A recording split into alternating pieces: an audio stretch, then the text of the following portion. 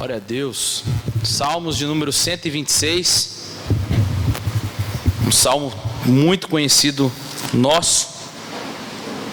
Eu vou tentar correr aqui para a gente, que já são 11h15, irmãos. Falei que o horário passa voando.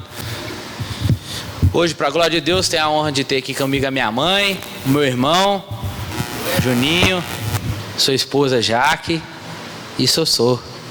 Eu muito feliz que vocês estão aqui, tá? Salmo de número 126, quem encontrou? Quando o Senhor trouxe do exílio os que voltaram a Sião, estávamos com os que sonham. A nossa boca se encheu de riso e a nossa língua de cânticos de alegria. Então se dizia entre as nações: grandes coisas fez o Senhor a estes, grandes coisas fez o Senhor por nós, e por isso estamos alegres. Restaura, ó Senhor, a nossa sorte, como as correntes do Neguebe, e os que semeiam com lágrimas cegarão com cânticos de alegria, e aquele que leva a preciosa semente andando e chorando voltará com cânticos de alegria, trazendo consigo os seus feixes. Amém? Irmãos, eu vou nem falar o Salmo de número 126 faz parte de uma coleção chamado Cânticos de Romagem, que é dos Salmos de número 120 até os Salmos de número 134. Salmos de Romagem, a gente se lembra daquela palavra romaria, né? Que as pessoas sobem lá, vai lá na Aparecida do Norte, lá, faz aquele trem todo lá, tudo. Mas aqui, biblicamente dizendo, esses Cânticos de Romagem foram ditos pelos peregrinos que vinham para as festas em Jerusalém. E essa festa aqui, a qual o salmista diz, é a festa da Páscoa. Vinham judeus de todos os lugares para subir para o templo, para adorar, celebrar o Senhor nesse tempo de Páscoa. Então os salmos de número 120 até o 134 faz parte dessa coleção dos salmos de número, que entra os salmos de número 126. Ou na sua Bíblia está escrito cânticos de degraus. Era para onde eles subiam. Jerusalém ficava na parte mais alta e eles tinham que subir até este lugar, aonde era em Jerusalém, para poder celebrar o Senhor. E nós entendemos que os salmos, ele trata de 3 assuntos rapidamente. No Salmo 126 nós vamos ver o retorno do cativeiro babilônico, que nós vamos pregar aqui hoje. O Salmo de número 127 vai tratar sobre a reconstrução, e o Salmo de número 128 vai tratar sobre o repovoamento em Jerusalém. Então o que nós podemos entender aqui?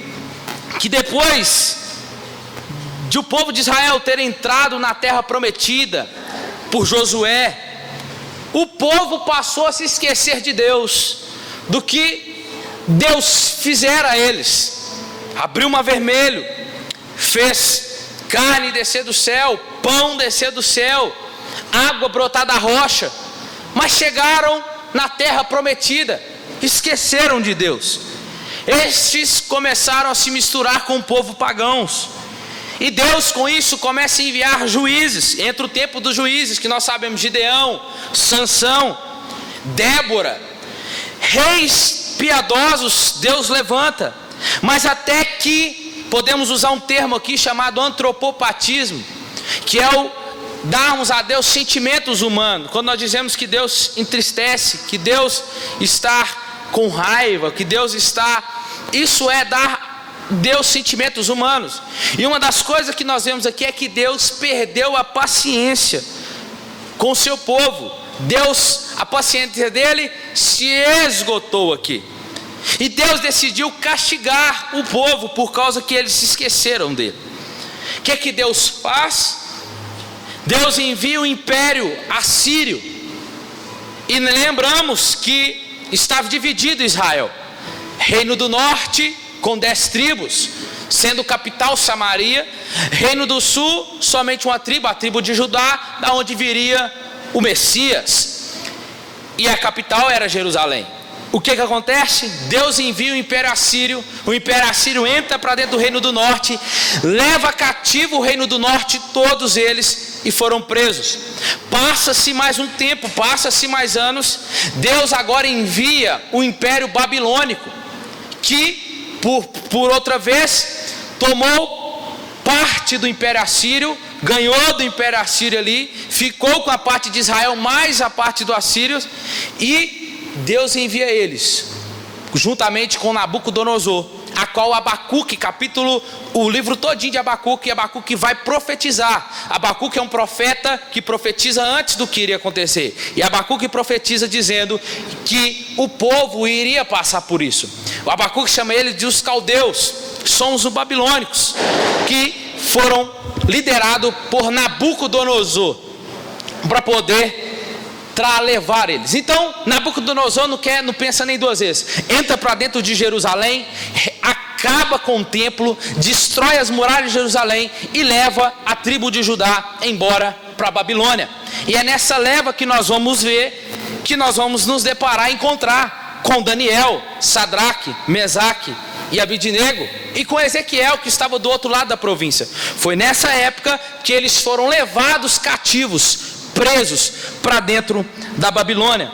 E essa história, nós vamos lembrar, para você entender, ela está registrada no livro de Jeremias, nós vamos ver Deus avisando o povo de Israel, no capítulo 2, a partir do capítulo 2 até o capítulo 24, Deus está avisando Israel do que ele iria fazer: arrependa-se, volta-se para mim. Mas eles não quiseram dar ouvidos. Então Deus avisando o povo, chamando a atenção dele, o profeta Jeremias havia predito então para eles que eles seriam exilados. E no capítulo 25, todo o povo é levado cativo. Para ficar quanto tempo preso? 70 anos no cativeiro.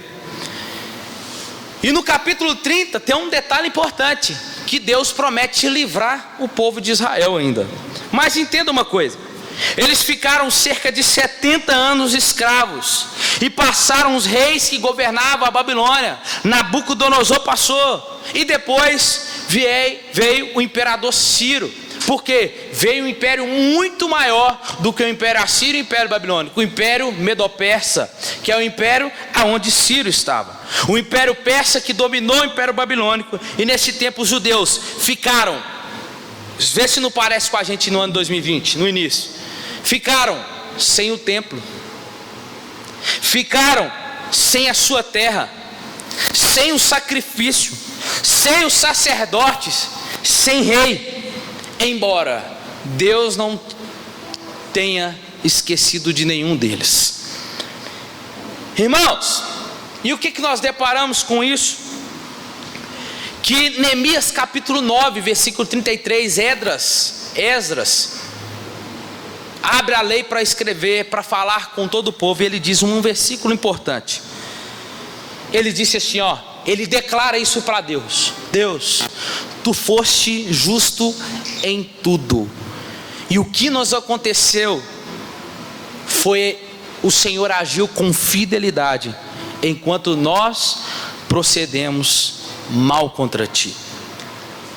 Assim, o que nós encontramos? Nós nos deparamos agora com o período de Esdras e Neemias, abrindo a escritura para redizir para um povo. Mas rapidamente aqui uma aplicação para os nossos corações. Embora, irmãos, nós esquecemos de Deus, embora em alguns momentos da nossa vida, até mesmo esse ano de 2020, para alguns foi tempo de se aproximar mais de Deus, para outros foi tempo de sair mesmo fora de Deus. Embora deixarmos de servi-lo, viramos as costas para Deus. E quando Deus vem para nos ensinar algo, com o cativeiro, ou com a pandemia, com uma peste, pensamos que Deus nos abandonou. Em meio a esta crise, talvez pensamos: Deus, por quê? Mas não é por quê, é Deus, para quê? Qual que é o fim? Qual que é o objetivo com isso? Qual que é o propósito que o Senhor tem com isso? Em meio a esse tempo, Deus quer nos ensinar, e se for preciso Ele usar uma peste para ensinar uma igreja a se voltar para Ele, Ele vai fazer, porque Ele é Deus. Amém? Talvez você pensa que, ou talvez você queira que Deus levante você outras pessoas, em tempos de alegria, em tempos de abundância. Sim, faz parte, Deus levanta. Mas o que eu aprendo com as escrituras aqui é que foi em tempos de crise em Israel, que foram levados cativos, Deus levantou Daniel, Sadraque, Mesaque e Abidnego, Ezequiel do outro lado da província. Foi em tempos de crise que Deus levantou homens ali. E é no tempo de crise que Deus ainda quer levantar homens e mulheres temente a Ele. Tem alguém aqui? Em meio à crise, por quê? A terra está em crise, a segurança está em crise, a saúde do mundo está em crise, a saúde está, tudo entra em crise. Mas a notícia para nós é que os céus não entram em crise, irmãos. Nada abala o trono de Deus. O que Deus está dizendo para nós é que eu quero levantar vocês em meio à crise, para você fazer diferença. Deus foi nesse momento de cativeiro, em tempo de 70 anos cativos, Deus então teve misericórdia do seu povo. Sabe o que Deus faz? Deus move o coração do imperador Ciro, o persa. Sabe, irmãos, o profeta Isaías profetizou sobre Ciro 200 anos antes de Ciro nascer. Sabia? 200 anos depois, quando ele nasceu, quando ele vai pegar o rolo do profeta Isaías para ler, Deus está falando dele ali. É como se o imperador Ciro pega aquela carta de Isaías e está escrito assim: o que digo de Ciro? Isaías capítulo 44, versículo 28 diz assim, Deus dizendo para Ciro: o que eu digo a respeito de Ciro? Ele é o meu pastor e cumprirá tudo o que me agrada. E digo também de Jerusalém: ela será reedificada, e do templo os seus alicerces serão lançados. Ô meu irmão, obrigado, viu? Um pouco embaixo aqui. O que rei Ciro, o que Deus está apontando aqui? Depois, Deus está dizendo: o imperador, ele pode até não professar a fé, mas ele é meu imperador. Eu faço dele o que eu quiser. Se a própria Bíblia diz que é Deus que move o coração do rei, quem é o rei para endurecer o coração? É Deus que move. Então Isaías 45, 13 e 14 diz assim: eu na minha justiça suscitei Ciro. Olha o que Deus está dizendo: e endireitarei todos os seus caminhos. Deus dizendo para Ciro, ele reconstruirá. Olha o que Deus está dizendo: ele, Ciro, reconstruirá a minha cidade e libertará os meus exilados, não por preço nem por presente, diz o Senhor dos Exércitos. Assim diz o Senhor: a riqueza do Egito, as mercadorias da Etiópia e homens de grande estatura lhes serão entregues, serão seus. Eles o seguirão, preso com correntes, se prostrarão diante de você e lhe farão a sua súplica, dizendo: certamente Deus está com você, e não há outro que seja Deus. Olha isso aqui. Sabe o que Ciro vai fazer agora? Depois que Ciro vê, 70 anos depois, Ciro pega a carta, olha Deus falando sobre ele ali.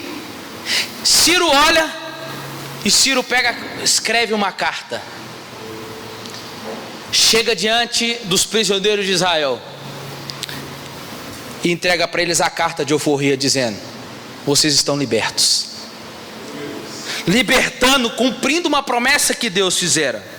Aí é Ciro dizendo para ele: agora vocês vão voltar, vocês vão reconstruir o templo de vocês, agora vocês vão voltar para sua cidade.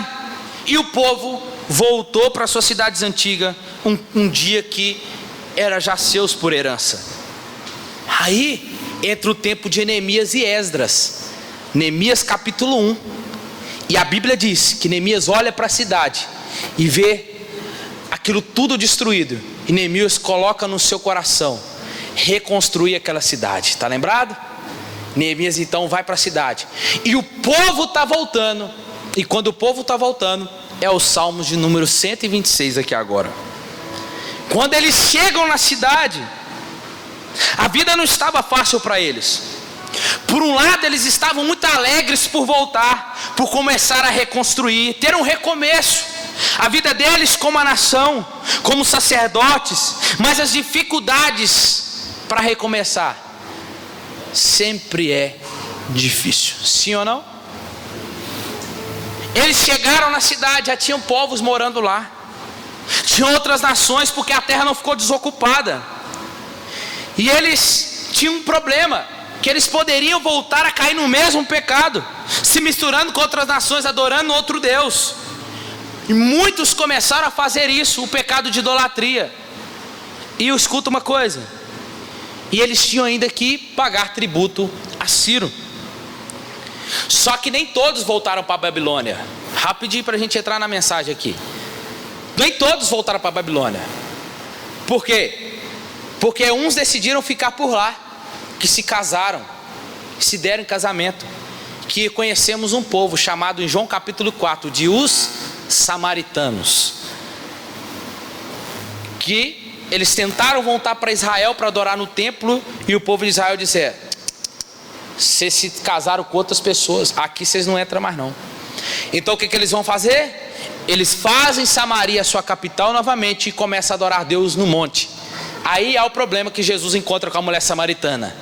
Mas espera aí, Jesus, aonde que devemos adorar? Vocês judeus dizem que nós devemos adorar no templo, mas nós samaritanos dizemos que adorar no monte. Aonde que devemos adorar? Aí Jesus quebra tudo isso aí e fala: mas vem a hora, e já chegou, em que os verdadeiros adorarão o Pai em espírito e em verdade.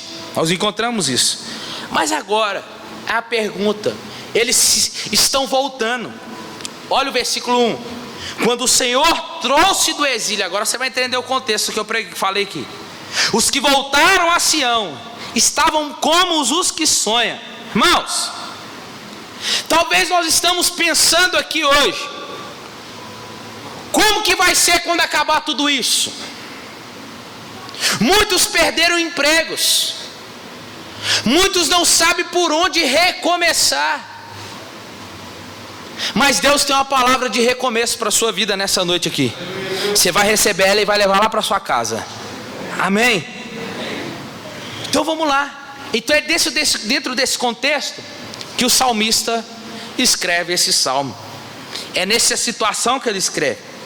Ele está dizendo que quando ele olha para trás e vê como Deus mudou a sorte do seu povo, e como Deus restaurou, ele relembrou quando a notícia chegou de quando eles estavam livres do cativeiro, quando Ciro chegou com a carta para eles ali. O salmista olha para trás e vê a restauração, só que ainda ela não está completa.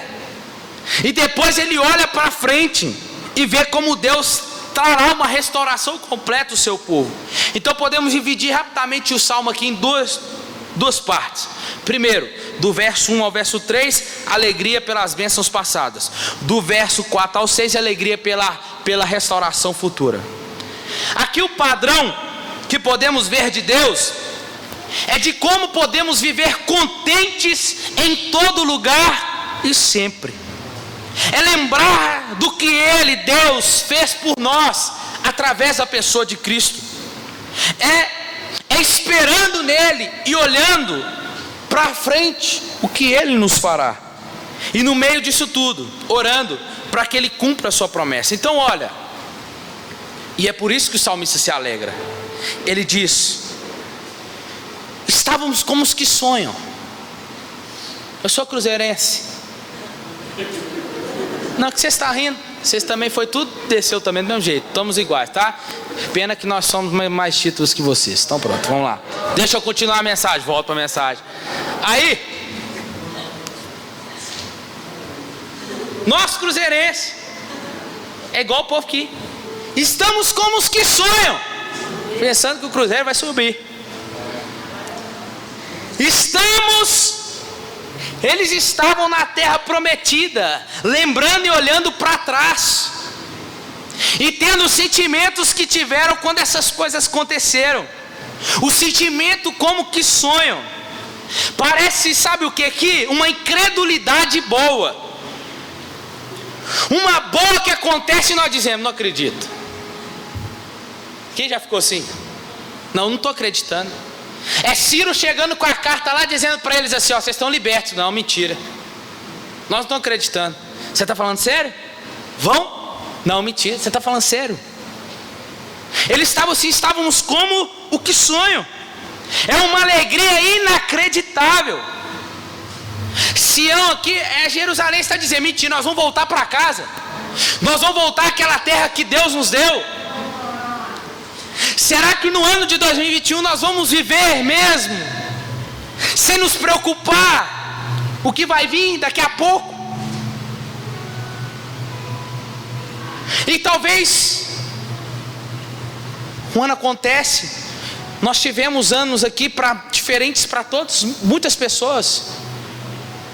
Podemos dividir a igreja aqui e dizer que muitos se entristeceram nesse ano, mas muitos também se alegraram nesse ano. Sim ou não? Tivemos. E no ano 2021 você talvez entra pensando que não vai ser legal, você está se preocupando e talvez venha uma notícia boa para você e você fala, não estou acreditando. Mas é tempo de recomeçar. Porque ele continua dizendo, a nossa boca se encheu de riso e a nossa língua de cânticos de alegria. Por Deus tinha mudado a situação. Eles estavam felizes, eles começaram a falar da alegria deles que eles sentiam. Eles começaram a dizer para outras pessoas, já viu uma pessoa alegre, empolgada, quer te falar para todo mundo. Eles começaram a anunciar, porque o texto diz, então se dizia entre as nações, as outras nações dizendo, grandes coisas o Senhor, o Deus deles fez isso por eles, viu? Eles começaram a anunciar do que Deus fez. E as nações diziam, olha, o Deus deles fizeram por eles. Aqui é o resultado da alegria deles. É um reconhecimento das outras nações do que Deus tinha feito. Dias gloriosos. Dias que ficaram no passado, mas eles estavam alegres. Quantos de nós hoje lembramos de alegrias passadas? Tempos de alegria que hoje pode até arrancar um sorriso na nossa boca, mas de alegria passada. Mas quando nós nos deparamos com o dia de hoje, talvez nós não conseguimos mais sorrir. Sabe como que muitos de nós talvez vai entrar o ano 2021 com medo, preocupado. É como entrar num lugar escuro, de saber o que vai acontecer. Talvez ninguém esse ano fez plano nenhum, porque já viram que vão ser frustrados. Tem que fazer o que Deus quer. Tem que planejar o que Deus planejou para você. Tem que organizar a sua vida segundo o que Ele já organizou na agenda dele para você. Sabe qual que é a minha oração? Essa oração tem que ser: Deus, alinha a minha vontade com a sua vontade. Alinha o meu coração com o seu coração.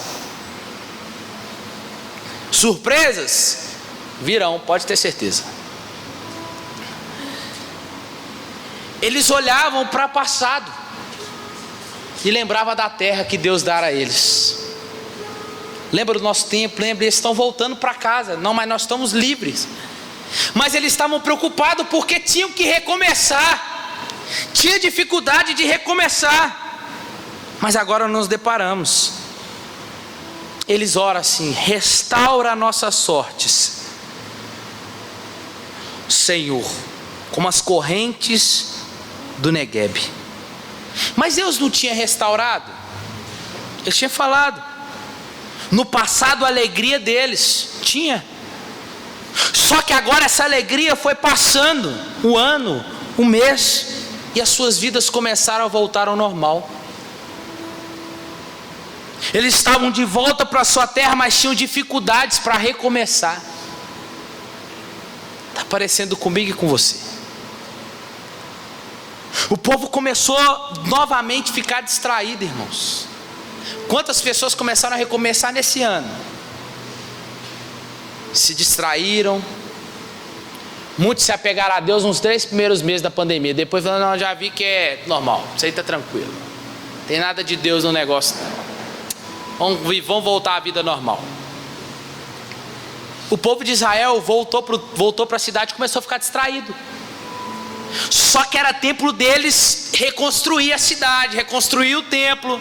E Deus levanta um profeta nessa época, o profeta Ageu, o profeta Zacarias e o último profeta, que era Malaquias. Mas o profeta Ageu, ele vem dizendo uma coisa para o povo: vocês esperavam que fosse muito, mas o que veio foi pouco. Desse pouco, quando levaram para casa, eu dissipei como sopro. Sabia? Deus dizendo para eles. Por quê?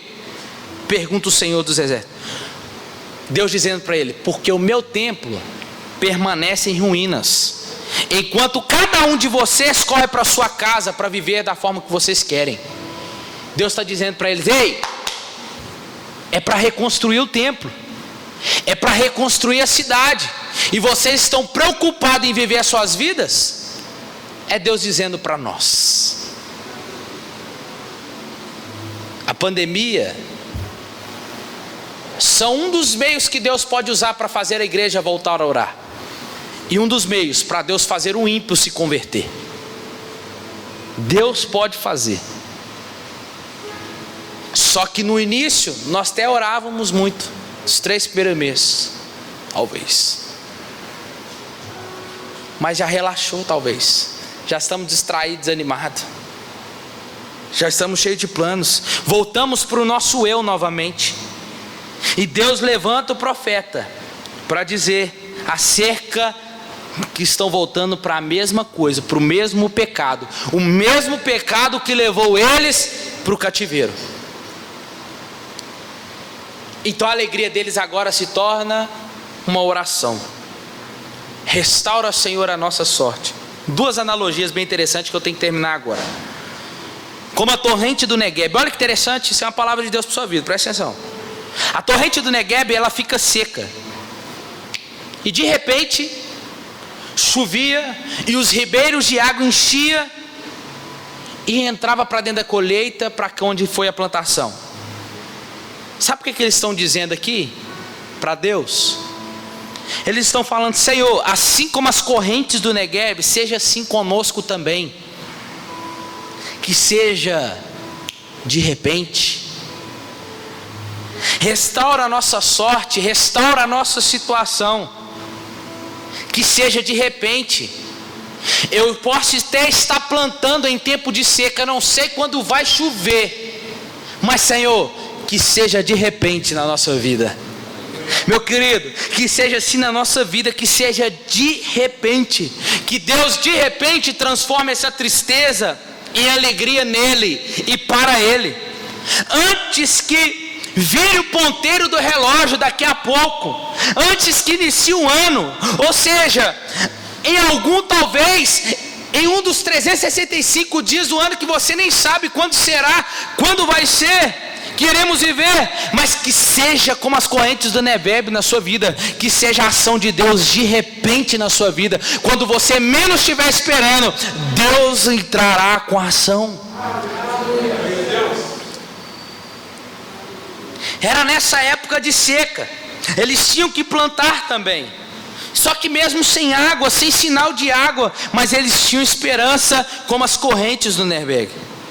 Então eles plantavam com esperança, dizendo: aquele que leva a preciosa, melhor dizendo, os que semeiam com lágrimas, é assim: Senhor, eu não estou vendo nada, a situação está tão adversa, eu não estou vendo a situação do Brasil, talvez eu não estou vendo a situação da minha família sendo mudada, restaurada, eu não estou vendo nada, mas eu estou continuando plantando, porque a minha esperança está em Ti.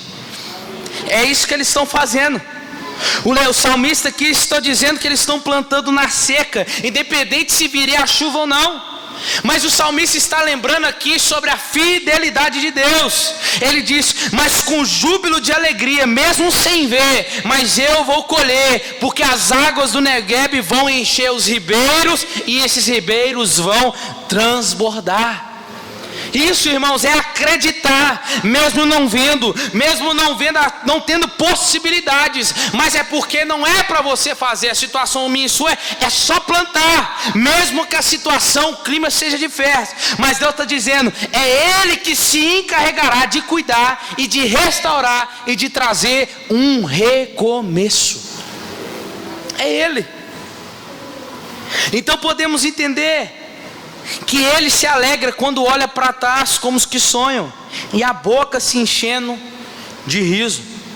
E agora Ele se alegra olhando para frente, dizendo: Senhor, essa semeadura é feita com lágrimas, mas um dia nós voltaremos sorrindo, jubilando.